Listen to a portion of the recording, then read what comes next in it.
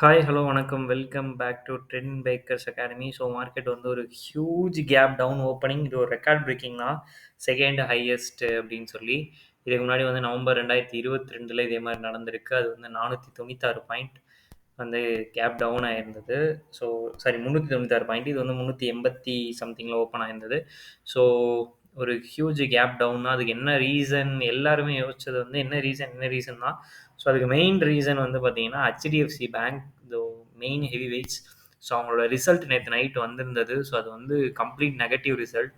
So அதனால் HDFC பார்த்தீங்கன்னா ஒரு 109 பாயிண்ட் வரைக்குமே, ஒரு 4% வரைக்குமே வந்து ஒரு 5% வரைக்குமே கேப் டவுனில் தான் ஓப்பன் ஆச்சு. ஸோ அதுதான் வந்து மெயின் ரீசனாக இருந்தது. 6% கிட்ட ஆல்மோஸ்ட் வந்து ஓப்பன் ஆச்சு டவுனில். ஸோ அதுதான் வந்து ஒரு மெயின் ரீசன் இன்னைக்கு வந்து market gap down, huge gap டவுனில் ஓப்பன் ஆகிறதுக்கு. ஸோ ஹெச்டிஎஃப்சி கீழே டவுனில் ஓப்பன் ஆகும். பேங்க் நிஃப்டியுமே ஆட்டோமேட்டிக்காக டவுனு 1000 பாயிண்ட்ஸ்க்கு மேலே. ஸோ அதனால நிஃப்டியாலையும் வந்து தாக்கு பிடிக்க முடியல. என்னதான் இவங்கெல்லாம் கீழே விழுந்தாலும் ஐடி வந்து ஸ்டேபிளாக தான் இருந்தது. எஃப்எம்சிஜிஸும் இன்னைக்கு நல்ல selling, auto sector selling, metal எல்லா செக்டாருமே பயங்கர செல்லிங் இன்னைக்கு. ஹெவி வெயிட்ஸ்லேருந்து எல்லாமே. ஐடி மட்டும் கொஞ்சம் ஸ்டேபிளாக இருந்தது இன்னைக்கு. எல்லா ஐடிஸும் உள்ளல. ஓரளவுக்கு ஐடிஸ் வந்து கொஞ்சம் ஓரளவுக்கு ஸ்டேபிள். மற்றபடி மற்ற எல்லாமே கிராஷ் தான் இன்னைக்கு. ஸோ இது இது வந்து profit booking short covering rally வந்து எது வரைக்கும் இருக்கும்னா 21,490. ஓகேங்களா, அது வரைக்கும் 450 வரைக்குமே வந்து சப்போர்ட் லெவல் இருக்குது. ஸோ நாளைக்கும் வந்து கேப் டவுன் தான் ஆக போகுது. ஏன்னா டவுசன் அண்ட் நாஸ்டாக்ஸ் வந்து இப்போ நெகட்டிவாக தான் இப்போ வரைக்கும் ரன் ஆகிட்டு இருக்கு. ஸோ இதுக்கப்புறம் எதுவும் மாறுமா என்னன்னு பார்க்கலாம். ஸோ இப்போ வரைக்கும் வந்து நெகட்டிவ்ல ரன் ஆகிட்டு இருக்கு. இன்கேஸ் கேப் டவுன் ஆகுது அப்படின்னா 21,450 வந்து சப்போர்ட் லெவலாக இருக்கும். இன்கேஸ் அந்த சப்போர்ட் லெவல் எடுக்கலை அப்படின்னா மார்க்கெட் இன்னொரு 2% வரைக்குமே, இன்னொரு 400 பாயிண்ட் வரைக்குமே கீழே விழுறதுக்கான பாசிபிலிட்டிஸ் இருக்கு. நீங்கள் நிஃப்டி 2% விழுந்தது, ஹெச்டிஎஃப்சி 4% விழுந்தது. ஸோ எல்லாமே ஹெவியாக தான் விழுந்திருக்கு. ஹெச்டிஎஃப்சி வந்து 8.5% வரைக்கும் விழுந்திருந்தது, 8-9% வரைக்கும்.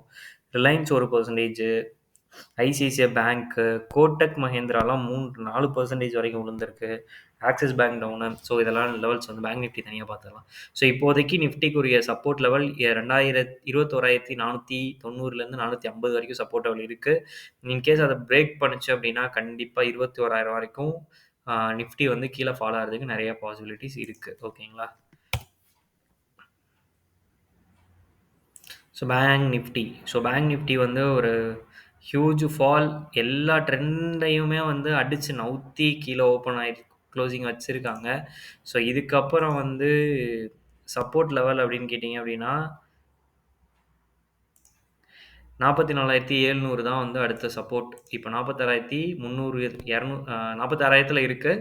ஸோ இன்னொரு 300 1,300 பாயிண்ட் வரைக்கும் கீழே ஃப்ரீ ஃபாலாகவே விழுறதுக்கு நிறைய பாசிபிலிட்டிஸ் இருக்குது. ஏன்னா இந்த இடத்துல பெரிய லெவலில் சப்போர்ட் அப்படின்னு சொல்லிட்டு பெருசாக ஒன்றும் இல்லை. மேபி 45,400 இன்னொரு 600 பாயிண்ட்டில் வேணால் ஒரு சின்ன மைனர் சப்போர்ட் வந்து எடுக்க சான்சஸ் இருக்குது. பட் அதையும் பிரேக் பண்ணுச்சுன்னா கண்டிப்பாக 44,700 வரைக்குமே ஃபால் ஆகிறதுக்கு நிறைய பாசிபிலிட்டிஸ் இருக்குது பேங்க் நிஃப்டி. ஓகேங்களா. பேங்க் நிஃப்டி எல்லாம் ஃபாலோ ஆகிறதுக்கு ரெடி ஆகிட்டு இருக்கு. நீங்கள் அந்த ஃப்ரீ ஃபால் ஜோன் முன்னாடியே சொல்லிட்டு இருந்தேன். ஸோ அது இப்போ தான் எடுக்க போகிறாங்க அப்படின்னு நினைக்கிறேன் நான்.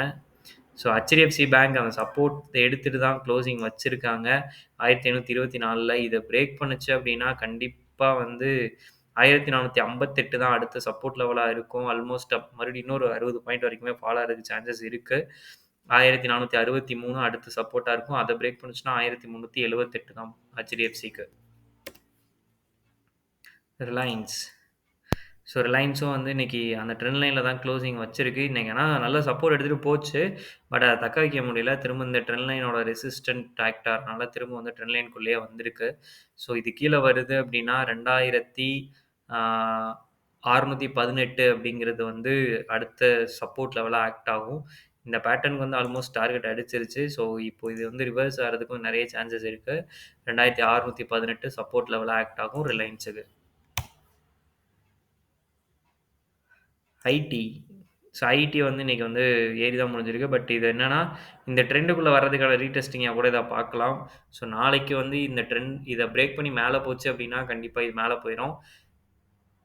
இல்லை கீழே வருது அப்படின்னா கண்டிப்பாக கீழே வர்றதுக்கும் நிறைய பாசிபிலிட்டிஸ் இருக்குது ஐடியில்.